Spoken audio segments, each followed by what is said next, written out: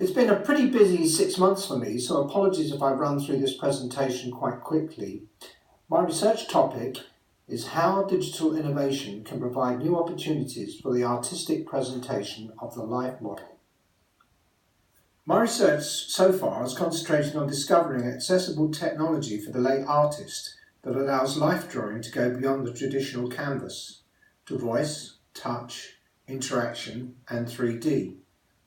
I've also had the opportunity to interview quite a number of artists now, including Grayson Perry and Professor Stephen Farthing, to discover their attitudes towards technology and digital in their work. My making to date has been using these digital technologies to make physical artworks. The two come together around a piece that explores and confronts the concept of the gaze. Most of my making has been based on a single full body scan of a life model I've been working with for some time. Her name is Vanessa, and you will hear a lot more from her later. Most of you will have already seen my metre-long laser-cut sculpture made from this scan, made up of 244 pieces of MDF.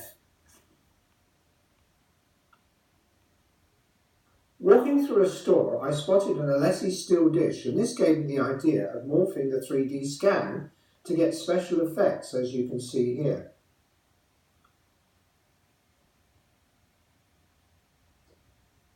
Enhancing and correcting some aspects of the scan allowed me to 3D print Vanessa. Because of the limitations of the 3D printer, this was made in 4 pieces and together is 75 centimeters tall.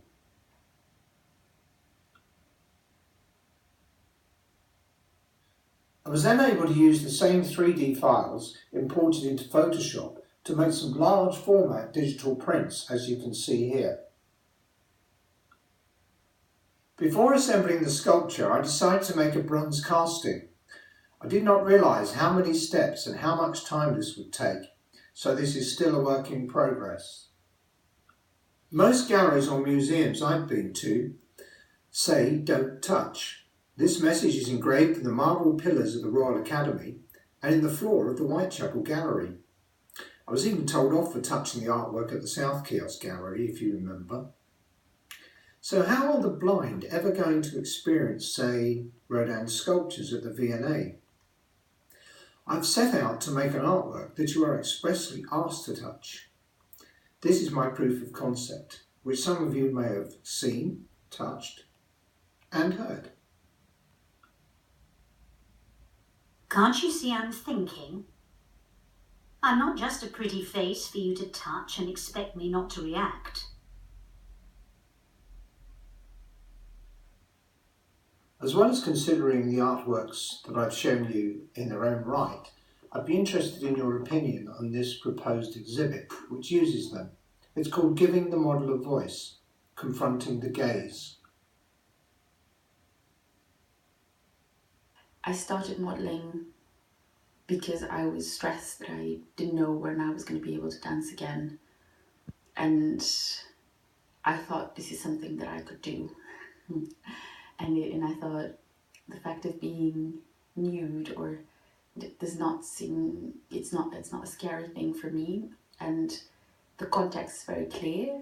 People are observing you in order to draw you, so that it felt like a very safe environment. My poses probably carry who I am, and the fact that I'm a dancer. And I think this is what's interesting. I'm deviating now, but is that each model will have different contributions, will have something different to offer, because we all have a different body, different proportions, different positions or poses, or that we're comfortable with or not, or that one model's body can do whilst the other one can't. Some men are very happy to stand for very long periods of time, something I'm not able to do with my knees, slightly hyperextended knees and knee operations, just not very conducive with standing for very long periods of time.